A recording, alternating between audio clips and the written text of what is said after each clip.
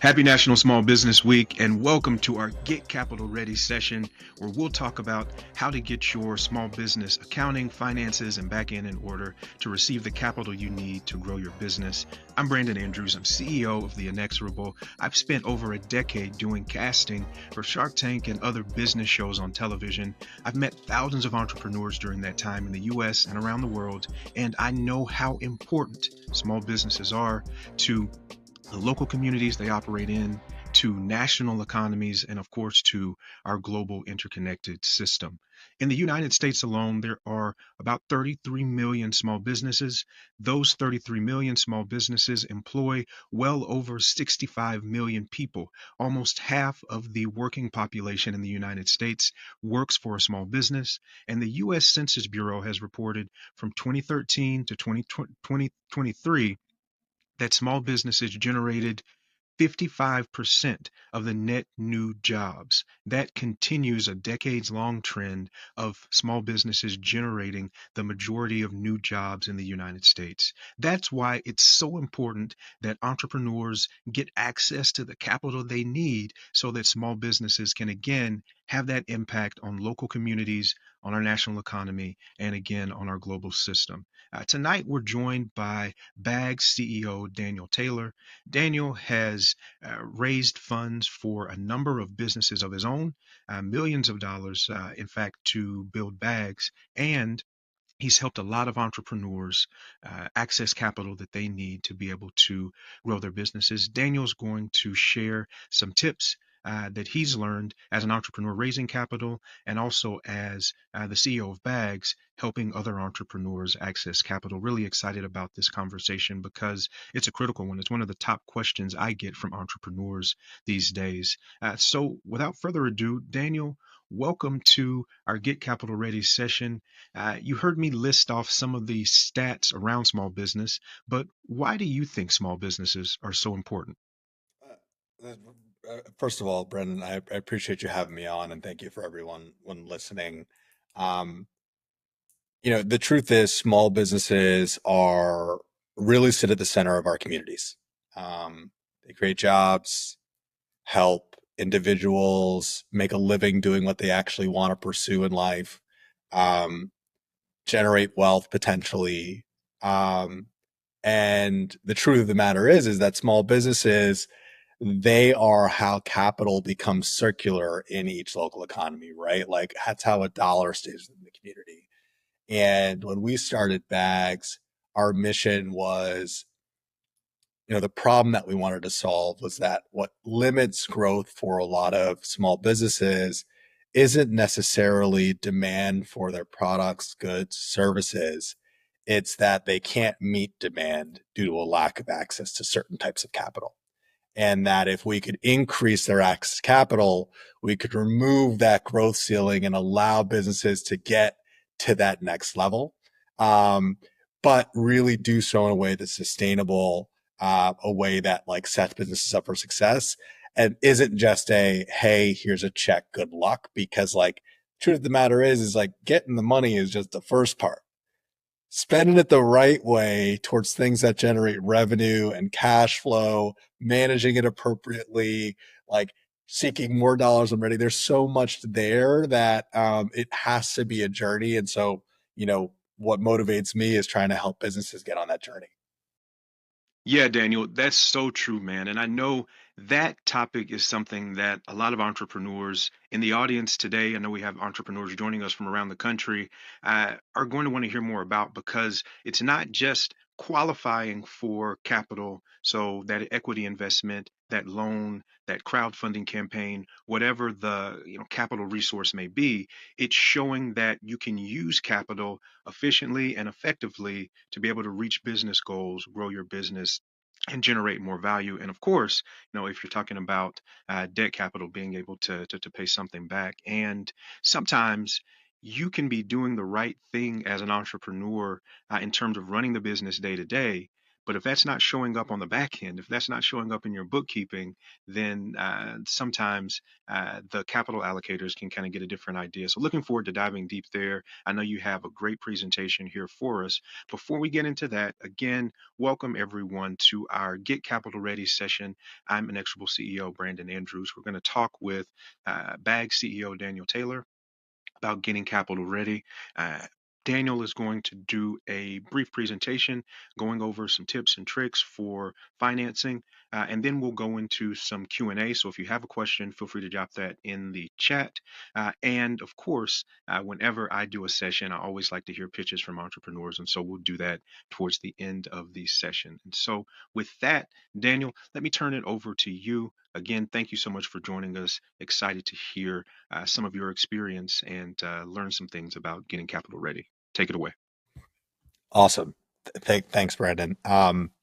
So before I pull up the presentation, I think it's worth just quick introducing myself and telling a little bit of my little story and kind of how Bags got together. A little bit of background on myself. I've been an entrepreneur for the last 10 years. My college journey, I went to Brown University. I ended up playing soccer professionally, and I started my first tech company when I was 23 years old. We were in the advertising tech space. And I ended up selling that business after 4 years in 2019. And also built a small business to the point of profitability. And so I've, raised money and have been a venture back founder. I've sold a business. I've built a small business that's profitable. And I think the number one thing that I continue to see and face as an entrepreneur as being the pain point was access to capital. And what we realized at Bags whilst working with thousands of businesses is that the key to unlocking access to capital actually lies within financial management. And so we as a business are built to help support other small businesses understand how to use different types of financing and debt products as a tool for growth, whilst ensuring that they are managing their finances appropriately. Now, okay, I'm going to pull up the presentation and then we will circle back afterwards for some Q&A and conversation.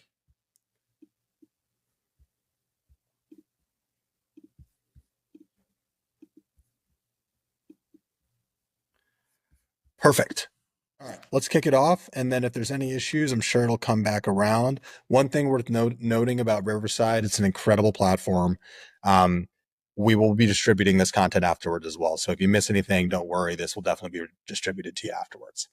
Okay, so now for the next 15, 20 minutes or so, we're going to be diving into sort of the one-on-ones on financial management from the lens of increasing your access to capital as a business. And then we're also going to be talking about how to use debt as an incredible tool to help fuel and fund your growth, and potentially some ways that Bags can be helpful within that regard. Okay, so before we dive into dollars, right, and receiving capital, I always like to start with kind of the one-on-ones on you and your business, right? Because I think people get really caught up with what success means, and really caught up with the perception that building a good business is one that is just venture backed or, IPOs one day. And the truth of the matter is that, the vast majority of what would be perceived as great businesses all across the US in reality have never received a venture dollar. And the thing to recognize for you when you're starting your business is really mapping out what is your goal, what does success mean. Some people that might mean, getting to $500,000 a year in revenue. Other people can mean, getting to 10, but creating great jobs in your community, and defining that early on and creating a North Star allows you to align the types of capital you need in order to fuel and fund the growth of your business, but also help align like what success really means. Then from there, we always go down into like, what's your current financial status, right? Like, let's talk about your current numbers. If you don't know your current numbers, we're going to talk about how you put them together, because the key in order to understand what your goals are and align your current capital, that is what eventually points to what do you need money for? And whenever we talk about money and sort of for the next 20 minutes, whenever I reference investment, really focusing in on loans and different types of financing products. Every single time you receive an external capital investment to your business, the trigger that should unlock in your brain is, how do you use those dollars to make more dollars, right? How do you use that potential capital to unlock more revenue or more cash flow for your business? Because positioning in your mind in that way and allocating it towards things that will result in that is the key to unlocking that next stage of growth for your business. Okay. So, and one of the things that, like why is financial management important? As a first starter place within accessing capital, is because the vast majority, whether you're applying for an investor, whether you're reaching out to various types of investors, whether you're applying for a loan, whether you're applying for a grant, or even if you're doing a crowdfunding campaign, the truth of the matter is that it's all about making sure that you have your docs in order. If you don't have your finances in order, you are not actually ready to have that conversation, right? Like, that is the starter place. That is the 101. And second, good financial management is just information to make good business decisions for your business, right? Financial management is essential for scaling efficiently and attracting investment. And then the truth of the matter is, especially in the current market environment, I know Brandon and I are going to talk about this, right? Like, good financial management will help you be able to withstand an ever-changing environment, whether that means your business is naturally cyclical, or whether it means you're impacted by, for example, a new tariff policy. If you know your numbers, what it'll allow you to do is, as soon as that anything like that happens, you can have a really strong sense for how to plan accordingly, because you understand where you have rooms to optimize and where you have room to grow. And the truth of financial management is that, even for me, I've built 3 businesses, sold one that's profitable, building Bags now. We've raised a few $1 million in venture capital. Plus, we've received, another $300,000 in grant capital, right? For me, as what we received as a more veteran entrepreneur, like, you're not expected to be a pro when it comes to all things financial management, right? And it's a normal thing. But the key is, just like anything in running a business, it's about learning fast and learning on the job, right? And learning and understanding your numbers is an essential and incredible way to unlock that next area of opportunity for your growth. So typically, whenever I get into, financial management, what I like to do from like a really, really basic level is, kind of going back to those earlier slides. The first step is like, set a goal. Like, what are we working towards? Like, what does success mean to you in the short, medium, and long term, right? And that will help give you a framework to work back from, right? In order to create those projections and those budgets, to understand how many of that product, how many customers do you need to have, how many sales, how many partnerships in order to unlock that revenue, and then just service it. What do you really need to do in order to be able to service and fulfill that opportunity? So setting those goals, creating projections and budgets. Then once you've created your projections and budgets, produce monthly financial statements. We'll talk about some of the ones that are most necessary, such as your profit and loss statement, your balance sheet, your cash flow statement, so that you can really see how you're tracking against projections and the budgets that you are setting, right?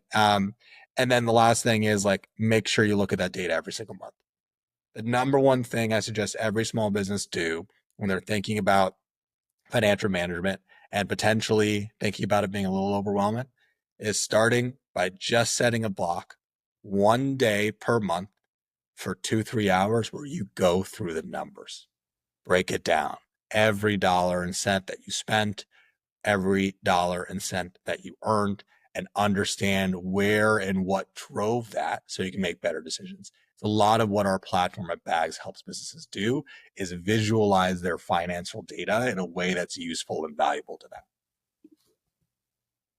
So diving into a couple things that are a little bit more nuanced, and I think it's relevant for the current environment, right? Like, understanding your costs, especially today, and especially for likely many on this call or in the consumer product space, is an essential component of really understanding your finances, right? And understanding your cost of goods sold, I'd say is probably the thing that is worth diving into and really understanding, because that is what will enable you to understand what your gross margin is. Essentially, it's revenue less the cost of goods sold, meaning the cost to produce that good or item and deliver that item to the end customer. Allows you to understand the margin of your business, right?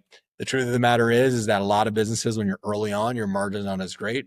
But if you can keep a close eye on them and continue to optimize, you can capture more margins over time by understanding your cost structure, and where you can find opportunities for more efficiencies, where you can negotiate with some of your partners. And there's customer acquisition costs, what it takes to acquire a customer, capital expenditures, some of those investments that are a little more long-term of your business, burn rate, how much money you're burning every month, and operating costs. Those are probably the 5 things from a cost standpoint I would track on a monthly basis. Once you have your costs down, right, I would get your systems in place.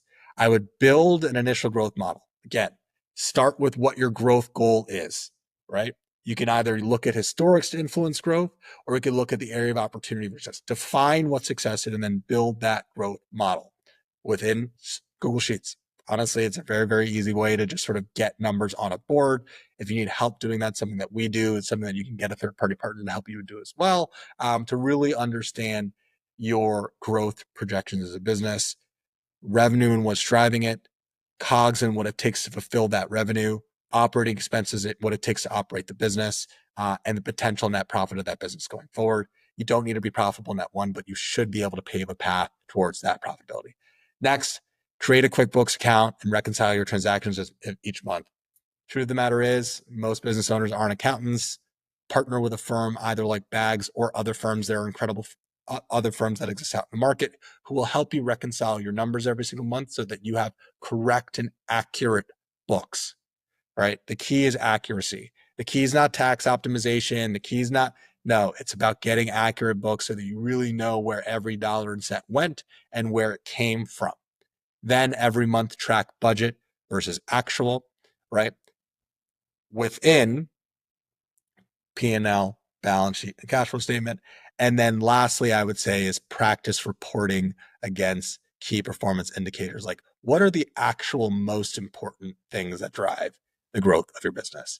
Sometimes it's about putting the most simple core metric or group of metrics that drive growth and orienting the entirety of your team initiative around that core metric, and then track and report against that. Because for you, sometimes it might be, hey, great, we didn't hit this budget item here, we didn't. But if you're tracking against these core KPIs and everything contributes to those, you can set yourself up for success in order to win. Common pitfalls from a financial management perspective. One, overspending on non-essential expenses, right? Spend money towards things that make more money. You should be able to articulate every single dollar you spend and how it resulted in more revenue for your business. If it didn't, you probably shouldn't have made that expense. And certain things, like, for example, investing in R&D, well, that should help build the value, the moat within your business. But still, everything should be able to drive more growth. Next, another common pitfall is, cash flow management, right? Prematurely scaling your business, right? You get that grant, you get that loan, and then you go out and spend it on a bunch of people really fast. The truth of the matter is, the hardest thing about running a business is finding good people. Be conservative, be intentional, make sure you find the right people, put them under a trial period so that you can really be smart about how you manage your cash flow and give you as much runway as possible. Understand your funding needs, which we're going to talk about in a little bit. Underestimating your funding needs is one thing that a lot of businesses do. That said, it's all about being practical about receiving the right type of capital for the right use case. And then the last thing I would say is not tracking key metrics. Track burn, track runway, and track unit economics. So in summary, what we're going to do is we're going to set some targets, prepare your documentation, because the truth of the matter is 80% of lender underwriting is spent cleaning up financial documents. If your docs aren't in order, you will get denied from a different type of financing product to help fuel your growth. And likely you'll get denied from an investor who potentially would be interested in your business. Start with getting your basics down. P&L, cash flow statement, balance sheet. Get that every single month and make sure that it's correct. Then set targets, track progress, seek capital, invest in growth, hit those goals, and then we're going to run it back. So now we're going to talk a little bit about, over the next, call it 5 to 8 minutes or so, we're going to talk about investing in growth and specifically seeking capital and the various types of capital you can go out and pursue. So your various funding options. Two things that are not on here are grants and crowdfunding, which I will provide a little bit of color on after we walk through this. So from least expensive to most expensive, we've got revenue, we've got debt, and we've got equity. Revenue in reality is the best and most affordable way to drive growth within your business. Like that is the least expensive way, the least non-dilutive way for you to be able to fuel the growth of your business. The first place I tell every business to start is where is there an opportunity to drive more revenue without receiving capital? Great, go do that. And once you've done that, then let's go out and have a conversation about where to receive external capital. Then we go down the curve of sort of least expensive to most expensive. The most expensive way to raise money is giving away equity. Why? Because the truth of the matter is that when you give away equity to someone in your business, it never goes away. You give them 10%, they will receive 10% of the value, enterprise value of your business, plus 10% of every dollar you make in net profit will go back in their pocket, right? So equity is dilutive and it's in perpetuity for the most part, depending on the terms. Debt kind of sits in the middle, right? The thing about debt is that, typically it's a certain amount of money that's repaid with interest over a period of time, right? And it's non-dilutive, meaning you still own the value, right? You still own your business when you receive that capital. But the truth of the matter is that not all debt is created equal. We'll talk about the pros and cons. Debt is the primary way that 99% of businesses fund their growth. And the truth about raising equity for your business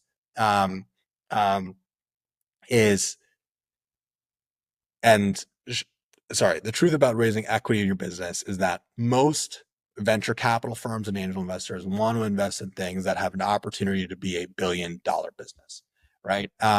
And just remember is that most businesses don't end up being $1 billion business, but even if you don't end up being $1 billion business, it's okay, right? It still means you can build something that's huge, massive, create generational wealth for you and your peers and your family, right? Like by not necessarily going out and pursuing only venture. The truth of the matter is most businesses have a combination of all these three, right? You as a business owner might put some initial equity in, might raise some debt, and of course, drive some revenue. One thing's in terms of how you use this money, given equity is so expensive, if you do receive equity capital, use it for the things that take a little bit longer to manifest in terms of revenue.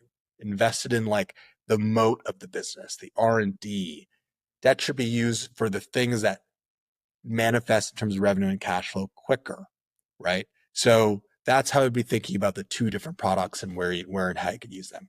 Grants and crowdfunding. Grants are an incredible resource, but often hard to rely on as the primary way to fund your growth. Takes a lot of time. It's non-dilutive as well, and the odds of you receiving the grant aren't necessarily that high. Crowdfunding is another really good resource. There's different types of crowdfunding that exists out there. The one thing about crowdfunding is that it's a full-time job. If you do not have a pre-built community in your business, I would not suggest pursuing a crowdfund because it's all about marketing that crowdfunding campaign. So the way to unlock more growth by using specifically debt capital or using some sort of financing is, as I said in the past, analyzing your numbers, right? And getting your finances in order, getting all your docs in a row, right? Find opportunities for revenue generation and cash flow increase. Once you've done that, secure the bag, secure capital, invest it in things that do what? Drive more revenue or increase cash flow. That's the cycle for growth. I'll give you a couple examples. We've got Khadija at Dasa Beauty. Khadija came to us. She was one of our earlier customers. She's an incredible entrepreneur. She came to us and, she took out, this is an example of a business who took out the capital that was most convenient for her to take. So she took out a couple merchant cash advance loans from Shopify, Square, and PayPal. And it made it really, really difficult for her to unlock more capital. And so what we did with her is we helped her refinance out of those merchant cash advances. She was able to unlock another $250,000 worth of revenue, and in turn has driven a pretty tremendous amount of growth within her business, going from roughly $300,000 a year to I think she's currently at around $700,000 a year. Another business example, Haley at One With, actually a Shark Tank alumni. Haley, when we first met Haley, she was doing $50,000 a year. We helped her secure $15,000. That helped unlock another $100,000 worth of revenue. Over the course of 12 months, she received $350,000 worth of debt, grew the business to over $1 million a year, and Haley is continuing to thrive as best she can. So it's all about finding the right product, right use case to unlock more revenue and unlock more growth. So this is probably the most dense part of this whole presentation. I promise it'll only take a couple minutes, but it's worth going through. There are various different types of debt capital, right? You've got term loans, which is just essentially your classic business loan where you're getting a lump sum of money that needs to be repaid sort of on a monthly basis with a fixed monthly payment, often for a longer term period of time. Line of credit, think of it like a business credit card, but with a much longer line of credit. And so you're able to tap into those dollars when you need them. The difference between a term loan and a line of credit is that term loans, you're getting the lump sum up front. Lines of credit, you draw down when you need the money, right? And then you repay it back over a period of time. Everyone wants a line of credit, the truth is. But the real reality is that lines of credit are often more expensive than term loans, right? And they're harder to get than term loans as well. And so how I would think about them in terms of use case, lines of credit are great as an insurance policy to help you deal with seasonality. Term loans are very, very good for longer term investments in your business, right? Because typically they have a lower interest rate. Then moving on, we've got equipment financing going down the right side, equipment financing. It's when you're financing the purchase of equipment so that you're not taking as much capital out of your own pocket to purchase that equipment and using a financing structure that allows you to actually pay off that initial purchase over a period of time. Then there's in the business of consumer products. If you've got a purchase order or let's say an invoice or accounts receivable, you can actually leverage that in order to receive capital. Typically, those are shorter term products. It's a really good way to increase the immediate cash flow for your business, tighten up your cash conversion cycle, which I'll talk about in a little bit. Merchant cash advances and venture debt. Merchant cash advances. This is one that I really want to make sure is covered. Merchant cash advances typically show up via your payment processing provider, Shopify, Square, PayPal, who are all great businesses in their own right. But they provide, these loans to small businesses. And typically they are quite expensive, meaning they're charging you a fee, not an interest rate up front, anywhere between 10 to 25% immediately. And then you repay that loan with interest over a certain period of time. You repay that loan as a percentage of monthly revenues until the whole thing is repaid back with interest. And so what ends up happening is that for a lot of businesses, merchant cash advances, when you take the percentage of revenue, if you have multiple, you could lose 20, 30, 40% of your monthly revenues go immediately back to repaying these products, which make it very, very difficult for you to capture your margins and grow your business, right? So we really should be thinking about merchant cash advances as a last resort. And I would suggest, if possible, avoiding them when you can. They do also file a lien on the entirety of your business, a UCC filing. So if you have a merchant cash advance right now and you're paying it off, make sure you talk to that lender and let them know that you want that UCC and lien removed following the payment of the loan.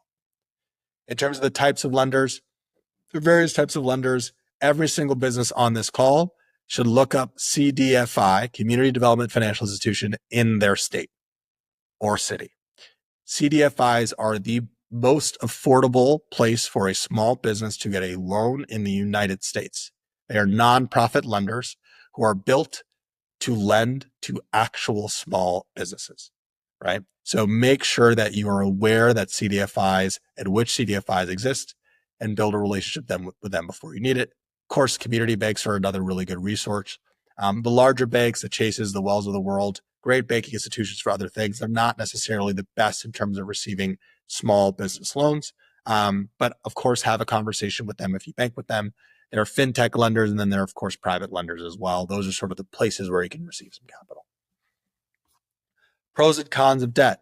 The truth of the matter is that debt is non-dilutive. It can move quicker than equity raise fundraising. Just as an example, Bags is closing a funding round right now. It took us 7.5 months to get this round closed, right? So, whereas we just helped a business yesterday get a loan in 3 weeks, it gives you flat cash flexibility and it's cheaper than equity over time. The cons is that not all loans are created equal.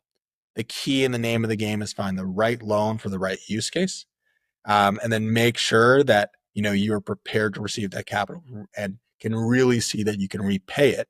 And the way to increase your likelihood of repaying it is to make sure you're using that money to drive more revenue or cash flow.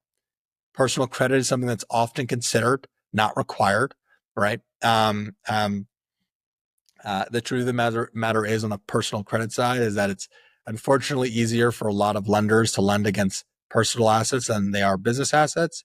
That said, the threshold, and I'll talk about in a little bit, there are lenders who don't use personal credit as much as other lenders, such as CDFIs. Of course, requires financial visibility and last, accountability for repayments. If you're going to take out a loan, make sure you can pay it back. Best way to ensure you can pay it back is that loan should be profitable, meaning it should drive more revenue or growth for your business. Are you ready for a loan? Typically, loans are good products for businesses that already are starting to drive revenue, right? So a business that's doing at least $5,000 a month. Profitability is not required, but it's helpful, right? Not required, but helpful, but showing that there's a path to profitability is essential, right? A credit score of 600 plus is also helpful, but not required. And then what is mandatory is you need your P&L statement up to date with cost of goods sold, gross margin, net profit, operating expenses, revenues that are visible, easy to understand, and correct and in depth. A balance sheet that balances, a cash flow statement, a debt schedule all the liabilities that your business has, and of course your tax returns. Guys, got to pay our taxes, unfortunately. Debt schedule, this is sort of what's included in it. The name of the creditor, the amount, the date, the current balance, the interest rate, maturity date, monthly payments, secured or unsecured. Bags has built a debt schedule that's very, very easy to use. All you have to do is upload the loan agreement and boom, it'll automatically populate for you. So if you need help with your debt schedule, please let us know. So last thing that I'm going to cover within this presentation is this concept of cash conversion cycle. And this is something that's very relevant within the consumer product space. Your cash conversion cycle, the amount of time it takes to convert inventory, right, into revenues, right, is your cash conversion cycle, right? So the amount of time it takes for you to go out and buy that inventory and it to come back to you in the form of revenue. For a lot of businesses, that cash conversion cycle could be as short as 2 months and as long as 12. And so understanding how to tighten that cash conversion cycle by using certain financing products to build a debt stack, is what can enable you to tighten that cash conversion cycle so that you can appropriately scale whilst not being completely bogged down by something like a ton of inventory expense, right? So what we typically do when we work with businesses in the consumer product space is we help them finance their inventory, the purchase of their inventory, right? Especially if they're expanding into retail. This is sort of a retail debt stack. Then once they have the purchase order, we actually get financing against the purchase order as well, right? Refinance the inventory. And what that allows for you to do is not have to take capital out of your own pocket to purchase that inventory and fill that PO, and gives you more capital to be able to market your product, because the name of the game isn't getting products on shelf, it's getting them off. You have to get your products sold. It's not about the first PO. It's not about the 10th. It's about the 100th. That's the game that we need to be in if we're in the consumer product space. And debt can be a really, really good way to do so. And then you can layer in a term loan or line of credit to be able to help, flex your other growth muscles as you need it.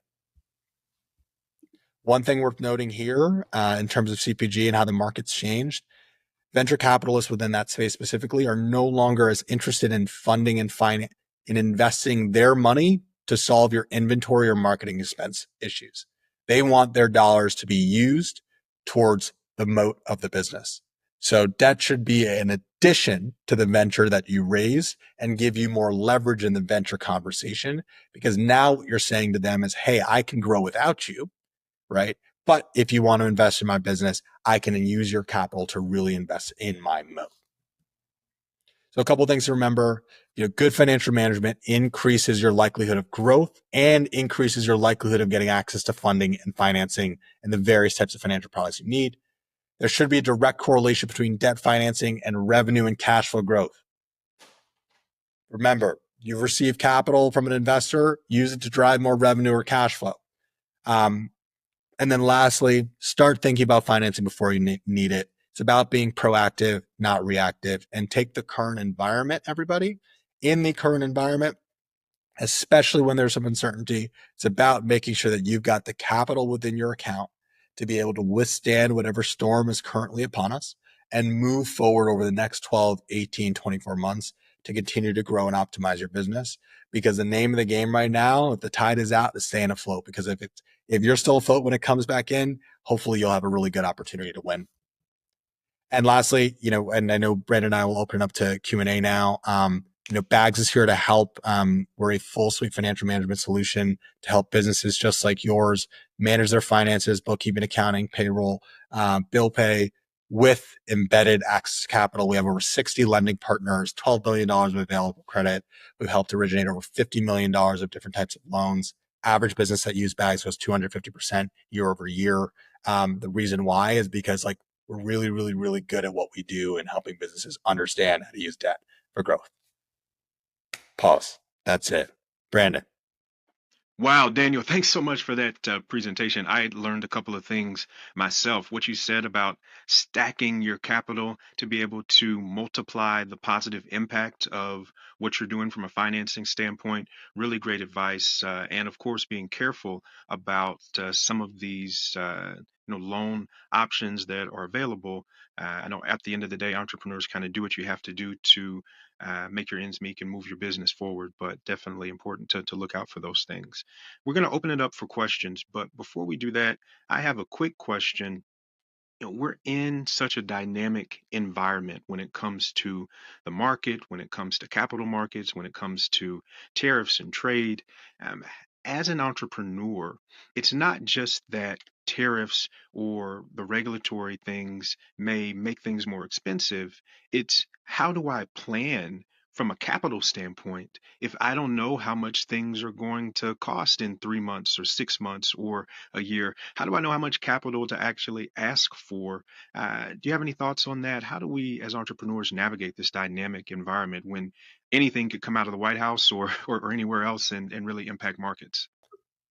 Absolutely. And I appreciate you asking that question. And so I think the first step is it really starts in the nuts and bolts of your costs, right? And the reason why I say that's the best place to start, and apologies if anyone sees my cat running around over there. um, that's the place to start because, what we find is to the theme of how much money do I need, right? How do I withstand the storm? Um, is that if you really don't understand what it takes to produce and sell and market your product, right? It's really hard to understand where you can find room for adjustment, where you can negotiate with your suppliers, right? Because the thing to remember is that, it's not just, hey, you need them to sell you the product. They want you, suppliers need your business too. And I think in an environment where we have to be dynamic, it's all about understanding your numbers as a starting place.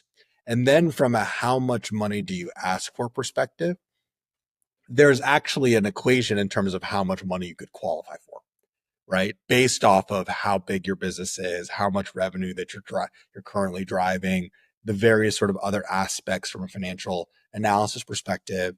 And on a very basic level, right? If you're generating, let's call it $500,000 a year, or let's call it $1 million a year, or let's call it $100,000 a year, multiply that number by 1.2. That is essentially your ceiling, right? From a debt perspective in terms of how much you could qualify or ask for, right? Maybe you have other personal assets and things like that, but like that's how I would be thinking about your ceiling. And then your balancing act is saying, okay, well, what do I need to be able to continue to operate in the way that I am? And play out those scenarios. And a big thing that we do with a lot of our businesses is do a couple scenario plans, right? Which is, okay, right? Assuming tariffs are here to stay, that means it's going to cost me I'm going to lose 10, 15% of my gross margin, right? No matter what. Okay, so I have a choice here. I can either buy more product, which is going to cost me more, right now, and then over time be able to capture more of that margin, but then I'm going to take more capital out of my pocket.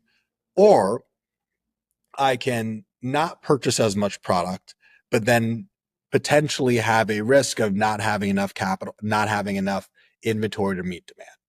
And so, let alone thinking about transitioning to a new supplier. And so, at the end of the day, if you are if you are well equipped with your own information and you know what's driving your numbers, you know what your ceiling is, and then you work with whether it's Bags or another partner to understand who to be talking to on the lending side, you can be prepared to say, okay, I'm going to purposely take on these dollars before I actually need them as a way to de-risk the exposure and the uncertainty in the broader market. Thanks, Daniel. Yeah, I think that's so true. As an entrepreneur, we're used to dynamism. We're used to responding in the moment, to pivoting quickly and making things happen. But we can only control what we can control. And so it's important to, if we can, put a little something away so that we can be able to weather the storm, so to speak, as we continue to navigate this really dynamic environment. My name is Scott Britz. My business is called Catchaway. I'm trying to bring fishing into the 21st century. Basically, it's a fishing pole. It's got a scale on it.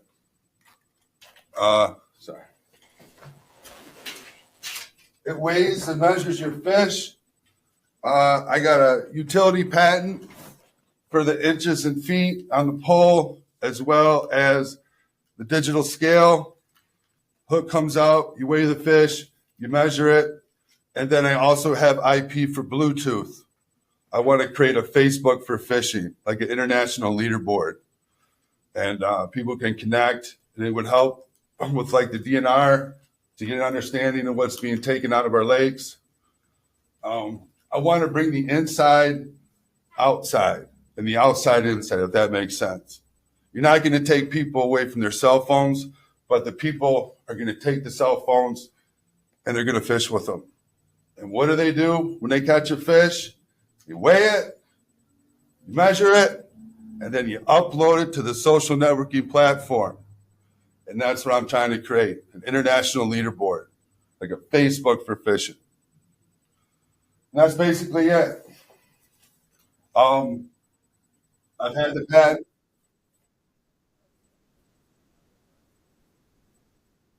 I would like to get a buyout if possible. I'm just an inventor with a patent. It took me over 3 years to get it and well over 10 grand to get that utility patent. But at the end of the day, I got 20 intellectual property claims. Inches and feet on a fishing pole, a scale on a pole, plasma screen, LED screen, transmission of Bluetooth from phone to a fishing pole for weight and length.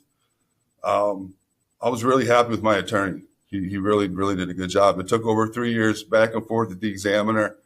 And yeah, I'm happy with the outcome. But I mean, whatever I can get, if I can get a license deal, I'd like that. If I can get a buyout, I'd like that. I can tell you what I paid for these scales and everything. I know my costs around $20. That's with the reels, ordering them off of Temu. Okay, these are my third generation prototypes. They don't have the Bluetooth on them. They don't have the app yet to connect to the phone. It doesn't exist. I just have the intellectual property claims for it. Okay. But better than anything on the market. Do they solve a problem? Yes. They weigh the fish and they say exactly how long it is. And is there IP behind it? And the answer to that is yes. So that's where I'm at. But as far as like a business, no, I haven't sold any of them. These are only about 6 months old. I mean, I took in like an ice fishing rod. You know, you can use salmon rods, ultralights, take your pick. And what's nice about these, I don't know if you can see it or not, come right off. I got 4 colors, yellow, red, pink, and black. And you can put whatever color you want on there. No, Scott, as a Sweet. lifelong fisherman myself, Sweet. been fishing forever, so I am acutely aware of the problem you're looking to address. I think the one thing, and this is the similar feedback to Brandon, is really locking in that path to market, right? And being able to say, hey, I built something that solves a pain point, right? I know it. For someone who's not a fisherman, all right, I see that they're going to see the opportunity, because that is what happens when you catch a fish, right? You go out, you weigh it, you measurement, etc. But the real driver from there is, great, how much you want to sell each product for, what does it cost to make it, and then how are we going to get this in front of the fishing community more broadly, right? And one piece of advice on the international social network thing, the truth of the matter is, you could, just on the East Coast of the US, not even, just between Boston and Virginia, right? There's probably tens of thousands, 20,000, 30,000 fishermen, right? From an audience perspective. And so I would start small with focus and execution plan, and then show your pathway to it being bigger. Okay. Thank you. Of course. Okay. My name is Shambrika Wise, and I am the co-creator of Sightseeing with Sandy, which is an illustrated children's series that takes kids and families all over the world in our children's books, one page at a time. This was started because my kids saw, while I was traveling on business one day, that there weren't a lot of kids, and especially kids that looked like her, on vacation on the plane. So that brought up conversations of physical impairments, financial inabilities, and everything else. And I know that to be true because I was that kid growing up. But that wasn't good enough for her, and she wanted to fix it. So out of a very beautiful and genuine conversation, we came up with this concept of this book that brought the world home. It's just like a telescope, if you will. And so this actually sparked something that was really needed at the beginning of COVID. Our first book dropped May 2020, but since then we've garnered over 24,000 in sales. We have partnered with people like Bloomingdale's, Sir Let's Hob, Kendra Scott more than once. We've done nonprofit organization like Mark Cuban's Heroes Foundation, but we want to do so much more. So after 5 books on Amazon, 6 is in the making. We got this crazy idea of like, let's make a board game. So that's where we are right now. But of course, China is China-ing, and with good reason because of how we're acting right now. So we're keeping that in mind, but still coming in under $5 even after the target price, and the tariffs have been put in place. That's still not really a lot off my back, honestly.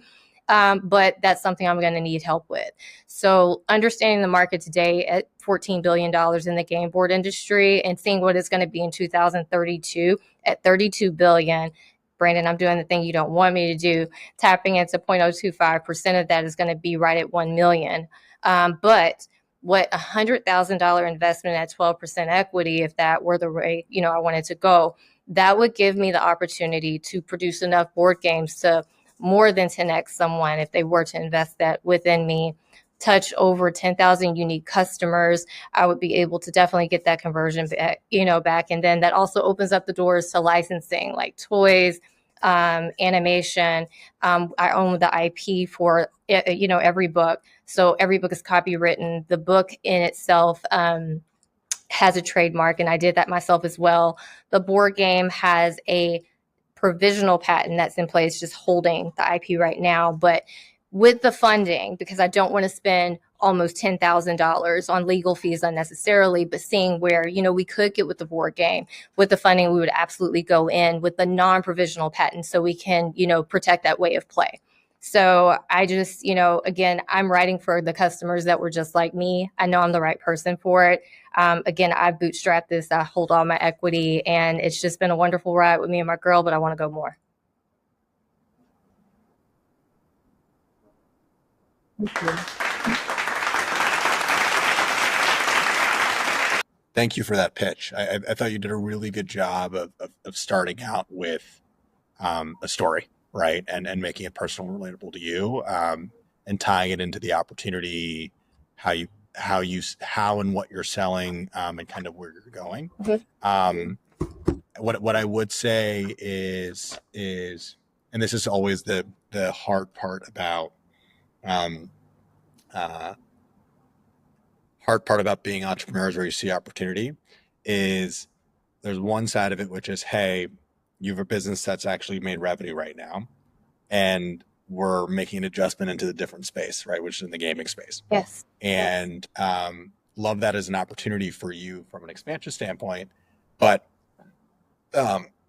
what I would try to hone in on when you continue this pitch is how to make sure that you're not stopping one to start the next. It's like turning off the revenue tap to keep the other going. Absolutely. And making sure that that you're presenting in a way that these are parallel things that actually result in one strong net customer who's going to purchase multiple products within our product suite, because that's what you're actually doing. You're expanding your product suite versus fully pivoting the business, if that makes sense. Thank you. Thank you. Yeah.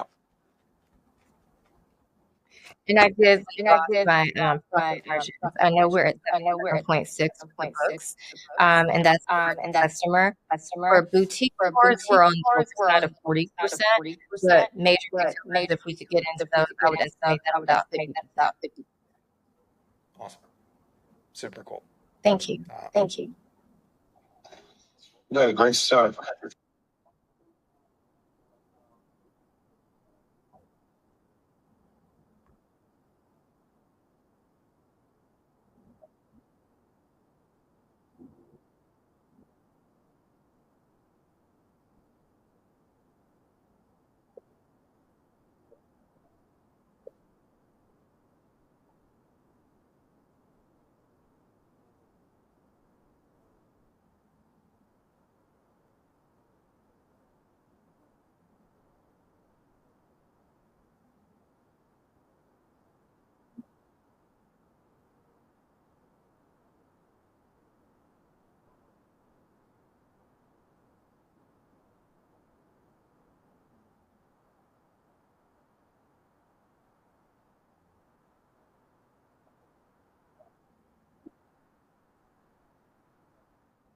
Oh, absolutely. Because the marketing is what's going to help me increase my return on my investment. That's been the biggest thing, because once I'm able to talk to people, which is how I've garnered most of my sales myself, um, they want the product. And I've seen that in repeat sales with either parents or even schools that I've gotten off clients. But it's having a ton of me do that job so we can have that return on the investment and really see the sales be boosted because of that. Or someone that can act on my behalf, like, a reputable marketing agent that has that niche of educators and organizations that believe in my mission and things like that. But it's only one me.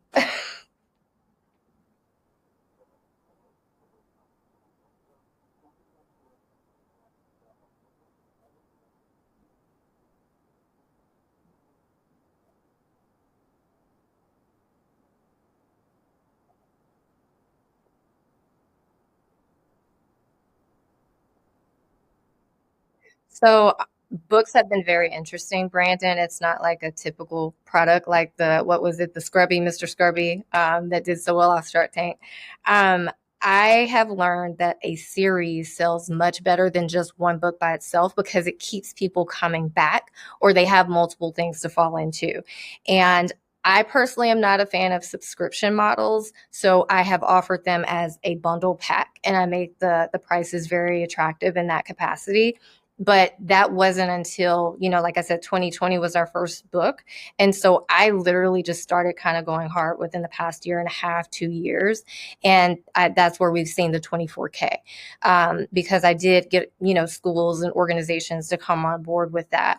So currently I'm literally just stepping into the swamp, if you will. Like, this has been my first big opportunity to try to pitch, because I now have enough books in the coffer, if you will, to be attractive and for it to see like, oh, okay, there's like a place for me to get in a relationship with this series. And then the board game can kind of be like just one of those added on type things. Like, for instance, I'm not sure if you've been punished to know what Bluey is. I have a little girl, and that was on my house every day. But Bluey is a $2 billion business, and it's great because the licensing worked, the plan worked. So I would love to be in that same track, but I felt like I had to put the work in to produce the series in order to take those necessary steps.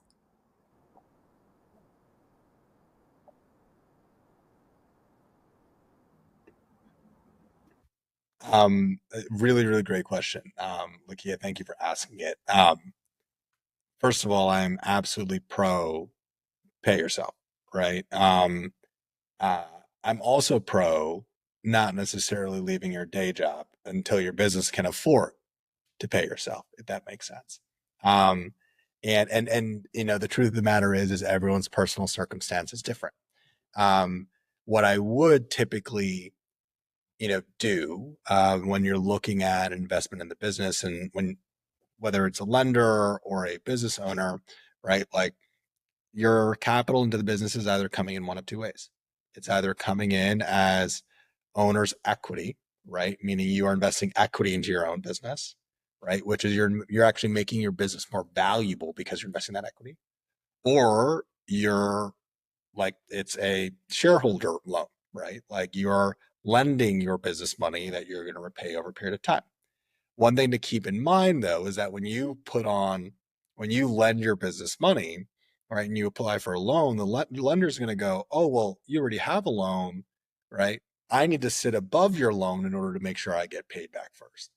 And so for you, it's just a balancing act. And by the way, those things can be accounted for and transitioned in different ways, right? Like, we've had businesses come to the door and say, hey, I put $300,000 in my business in terms of debt. Oh, wait, this investor is going to give me some money. I'm going to keep it in there as equity, right? We're going to transition it to equity. We're going to account for it as that, etc. So it's definitely possible to be malleable in that regard. And then from there, like, the balancing act is, definitely try to make sure that you're paying yourself back, or you're paying yourself something whilst working on the business. But the real sort of balancing there is just make sure that there's enough that you continue to reinvest in that business's growth. I mean, the beautiful part about a business, especially one that's profitable, is that it should compound, right? You invest $1, you make $1.50. You invest $1.50, you make $2. You invest $2, you make $1, right? And so, wherever there are opportunities to continue to drive growth, I would prioritize that as well. Well, thanks again, everyone, for joining us for our Get Capital Ready session with BAG CEO Daniel Taylor. Daniel definitely shared some incredible information about financing with some tips and tricks, and even some ways to navigate the current dynamic environment that we all find ourselves in. We got some great questions answered and some really good pitches from entrepreneurs. This is your week as small business owners. This is a time for you to be celebrated as we mark National Small Business Week, and for some, National Small Business Month as well. I hope you'll join us for another session with Shailene CEO Rahama Wright. Rahama has built a fair trade shea butter business and gotten her product on shelf in places like Walmart and Whole Foods. So she's an expert in manufacturing products and in trade policy. As a small business owner, she's built the Yelene Beauty Makerspace, which is a purpose-built manufacturing facility for small business owners. It has lower minimum order quantities and also some wraparound services to support entrepreneurs. And so, really looking forward to diving deep into how do you make a product with her. And I hope you'll join us for that session tomorrow evening, and be on the lookout for more details. Thanks again for joining us. Congrats to all of you as entrepreneurs and small business owners excited about what you're building. See you next time.